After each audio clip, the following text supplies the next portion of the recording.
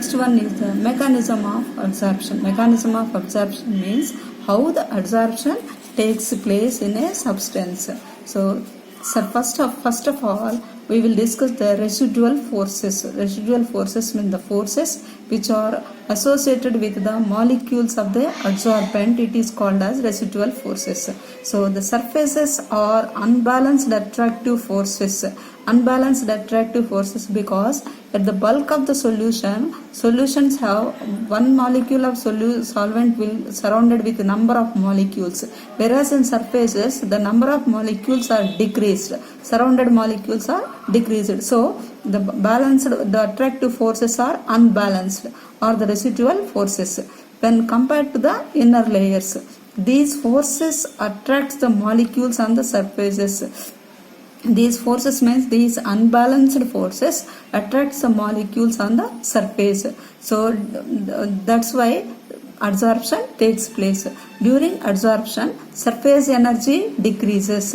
When surface energy decreases, it will evaluate the heat energy. It will liberate heat energy. That means it is a exothermic reaction. So adsorption is a exothermic process. That means it liberates heat energy. When exothermic process, we will take delta H, it is negative. Delta H is a negative in exothermic process. And second one, when gas molecules are adsorbed over the adsorbent, free movement is restricted. So the free movement of gas molecules is almost restricted. That means there is no way to move the gas molecules. So entropy decreases. So delta S will be negative. So delta H is negative and delta S is also negative. We will go to the delta G Gibbs energy equation, that is delta G 0 is equal to delta H minus T delta S. So here it is delta G is also negative. For delta G negative, delta S negative and delta H negative, these are all denotes that adsorption it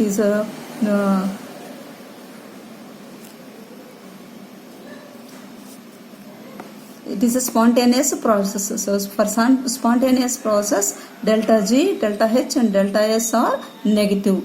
So next one is when delta H is less negative, delta G becomes 0. That is, at the equilibrium takes place. And next, second important one is the extent of adsorption increases as the surface area increases. As surface area increases, extent of adsorption is also increases. For example, if you take this piece of chalk, its surface area is very less. So it can absorb only a small amount of adsorbate. When it is distributed into powdered form, it is spread all over the paper. The surface area increases simultaneously. The adsorption will also increases. So simultaneously we will say that the extent of adsorption increases as the surface area increases. For example, finely powdered metals are best adsorbents than the solid metals. Solid metals have the fixed area, so they will adsorb only a small amount of a particular amount of adsorbate. Whereas finely powdered metals, they are spread all over the surface area, so the large surface area, so they will absorb more molecules of the adsorbate. And next we will discuss the types of adsorption. There are two types of adsorption. First one is physical adsorption and second one is the chemical adsorption. Physical adsorption is also called as physisorption. It's also called as the physisorption. Chemical adsorption is called as chemisorption. That means here in the name also we will decide that what is a physical adsorption. Physical adsorption means it involves only physical forces like weak van der Waals forces.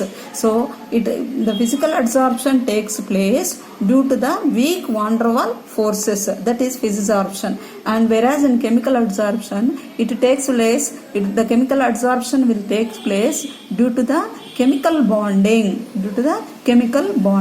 So physisorption always associated with weak van der Waals forces, whereas chemisorption it is associated with chemical bonding. And second one, it is not specific. and chemical bonding it is specific. That means first one, physical adsorption, it is not specific. What is specificity? Here there is a interaction between the adsorbent and then adsorbate. Here the adsorbate molecules are not specific for the adsorbent. That means van der Waals forces are weak forces, so they are universal, so they do not give any preference to the any type of adsorbate, so it is called as, it is not a specific. Here it is specific. There is interaction between the adsorbent and adsorbate by chemical bond formation. So chemical bond formation containing molecules only can give the chemisorption, so it is called as specific. And third one is, it is reversible in nature. That means adsorbent and adsorbate or can be easily dissociated with each other, so it is irreversible. That means once adsorption takes place, the adsorbate cannot be dissociated and cannot be removed easily from the chemical adsorption. And fourth one, it depends on the nature of gases. Easily liquefiable gases adsorbs easily, readily. So readily adsorption, when adsorption readily takes place when the easily liquefiable gases are present in the adsorbate. Easily liquefiable gases means higher molecular weight containing gases. And second thing is, the gases have some critical temperature. Highest critical temperature containing gases are easily liquefiable. So here we take sulfur dioxide, methane and hydrogen. These three gases, sulfur dioxide has the highest critical temperature, that is 630 Kelvin. Methane has 190 degrees Kelvin, and whereas hydrogen has 33 Kelvin temperature. Here easily liquefiable gases, they are always associated with highest critical temperature. Which is having highest critical temperature? Here sulfur dioxide is having highest critical temperature, so it can easily liquefiable than methane. Methane can be easily liquefiable than the hydrogen. So hydrogen cannot be liquefied because its critical temperature is very low. So here the critical, depending upon the critical temperature, highest critical temperature containing molecules are easily liquefiable gases, so they will readily absorb over the adsorbent. That is the nature of nature of the adsorbate. So here for chemical adsorption, it is also depend on the nature of gas. Chemical adsorption is also depends on the nature of gas. Gases which cannot react with the adsorbent show chemisorption. Which can react with the adsorbent. That means gases which can react with the adsorbent. For example, if you take oxygen, when oxygen reacts with metals, it will give oxides. So it will readily gives the chemisorption, oxygen. Whereas hydrogen, when it reacts with heavy metals like D block elements, hydrogen reacts with the D block elements, it will also gives hydride complexes. So it will also gives readily chemisorption. So both oxygen and hydrogen, they will readily give the chemical adsorption with the metals.